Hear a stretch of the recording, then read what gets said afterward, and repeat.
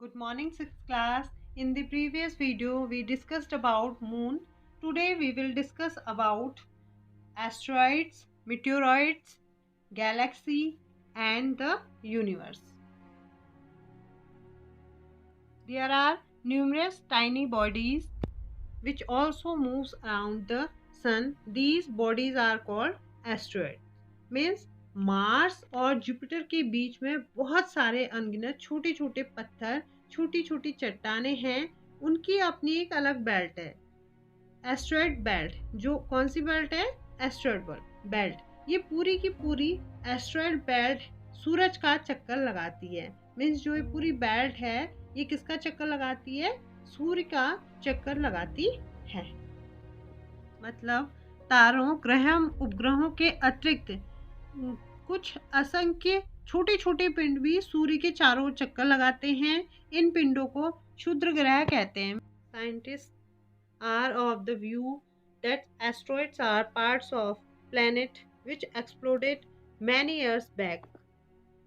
अब जब वैज्ञानिकों ने स्टडी किया इन एस्ट्रॉइड्स को, तो उन्होंने ये कंक्लूजन निकाला कि ये एस्ट्रॉइड्स किसी प्लैनेट्स को रिजम्बल करते हैं। मीन्स उसकी तरह लगते हैं। मीन्स हमारे सोलर सिस्टम में पहले कोई प्लैनेट था, जो प्लैनेट किन्हीं कारणों से टुकड़ों टुकड़ों में बढ़ गया।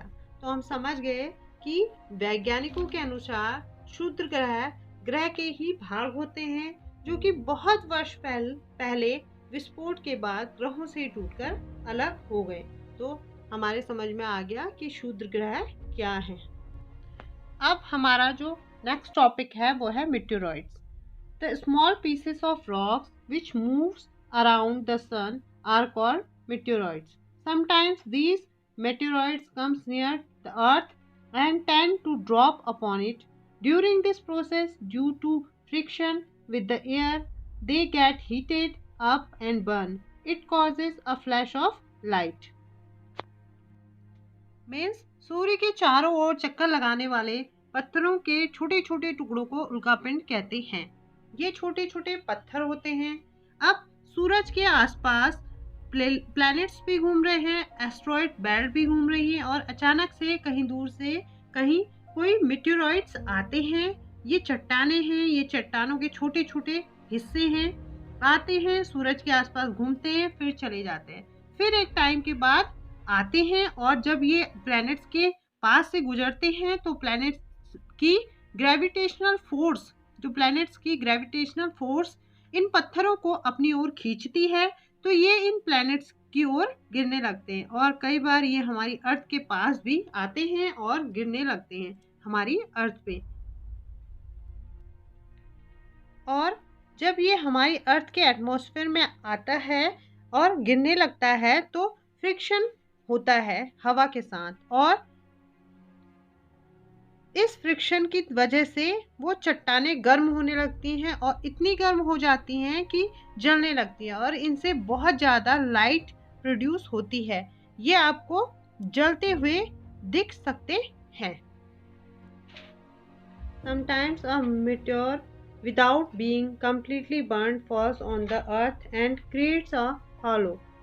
Means कई बार ये चट्टानें हमारे अर्थ के एटमॉस्फेयर में आए और जलते जलते हमारी अर्थ में गिर भी रहे हैं। अब कई बार क्या होता है, छोटी छोटी चट्टानें रास्ते में ही जल जाती हैं और सिर्फ राख गिरती है अर्थ पे। और कई बार ऐसा होता है कि चट्टानें थोड़ा बड़ी होती हैं, तो वो जलते जलते भी वो जलने के बाद भी इतनी बच जाती हैं कि हमारी अर्थ पे गिरती हैं, और जहाँ पर भी वे गिरती हैं वहाँ वे बहुत बड़ा गड्ढा बना देती हैं। वहाँ पर बहुत बड़ा गड्ढा बन जाएगा। तो हम समझ गए कि क्या होता है, कभी कभी कोई उल्का पूरी तरह जले बिना पृथ्वी पर गिरती है, जिससे धरातल पर क्या बनते हैं, गड्ढे बन जाते हैं। अब हमारा नेक्स्ट टॉपिक है गैलेक्सी एंड द यूनिवर्स, आकाशगंगा और ब्रह्मांड।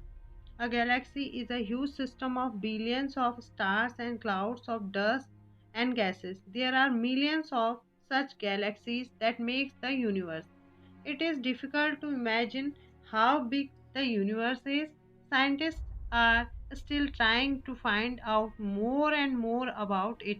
Means आकाशगंगा जो है वो है करोड़ों तारों, बादलों तथा गैसों की एक प्रणाली है। इस प्रकार की लाखों आकाशगंगाएं मिलकर ब्रह्मांड का निर्माण करती हैं। ब्रह्मांड की विशालता की कल्पना करना बहुत कठिन है, मीन्स अत्यधिक कठिन है। जो हमारे साइंटिस्ट हैं, वैज्ञानिक अभी भी इसके बारे में अधिक से अधिक जानकारी एकत्र करने में जुटे हैं। तो हम समझ गए कि आकाशगंगा क्या है। आकाशगंगा करोड़ों तारों, बादलों तथा गैसों की एक प्रणाली है और इस प्रकार की लाखों आकाशगंगाएं मिलकर क्या करती है, ब्रह्मांड का निर्माण करती है। आज के लिए इतना ही और यहाँ पे हमारा चैप्टर समाप्त होता है। अगले पार्ट में आपको क्वेश्चन आंसर भेजे जाएंगे चैप्टर के, तो आपको बहुत अच्छे ढंग से अपनी कॉपी में करने हैं।